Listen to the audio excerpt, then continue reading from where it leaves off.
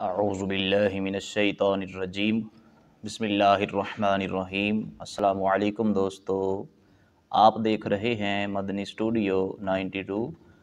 आज की वीडियो के साथ आपकी खिदमत में हाज़िर हैं। उम्मीद करता हूँ आप सब खैरियत से होंगे, अल्लाह पाक की रहमतें बरकतें समेटने में मशगूल होंगे। दुआ करता हूँ तबारक व तआला आप सब मुज़ी से महफूज फरमाए, ज़ाहरी बातनी से फरमाए। तो चलते हैं आज की वीडियो की तरफ। आज की वीडियो का अन्वान जो है वो दमा के मरीज़ कैसे शिफा हासिल करें, तो उनके लिए ये वजीफ़ा बहुत ही ख़ास होने वाला है। तो आप दोस्तों से गुजारिश है कि जिनका कोई भी अज़ीज़ या खुद दमा के मरज़ में मुब्तला हैं, यानी उनको दमा का मरज़ जो है वो लाहक हो चुका है और इस वजह से काफ़ी परेशान हैं, क्योंकि ये काफ़ी परेशान कुन मसला है। सांस का जो मसला बन जाता है, यानी किसी किस्म का भी मसला हो, सांस का मसला हो, तो उसके लिए ये बहुत ही ख़ास वजीफ़ा है।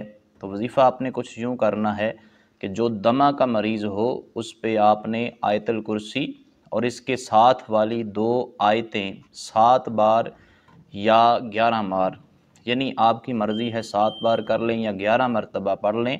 और इसके ये आपने दम करना है और इसके साथ आपने अल्लाह पाक का ये नाम अश्शकूर इसको कागज़ पे लिख के आप मरीज़ के सीने फेरना है। यानी वो पहले कुर्सी और 2 साथ वाली आयात को आपने तिलावत करके मरीज़ पे दम कर लेना है। और ये जो अश्शकूर का लफ्ज़ है, इसको आपने किसी कागज़ पे लिख के मरीज़ के सीने पे फेरते जाना है और फिर इसके बाद इसी कागज़ को आपने पानी में घोल कर मरीज़ को पिला देना है।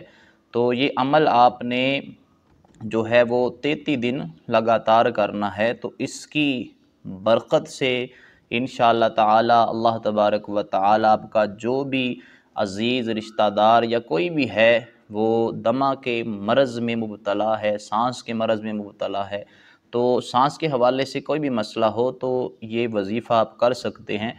तो इसकी बरकत से इंशाअल्लाह ताला आपके जो दमा का मसला है, सांस का मसला है, अल्लाह तबारक व ताला अपनी रहमत से इस कलाम की बरकत से दूर फरमा देगा। तो आप दोस्तों से गुजारिश है कि इस वजीफ़े पे ज़रूर अमल करें, इसकी अल्लाह पाक से बरकतें हासिल करें।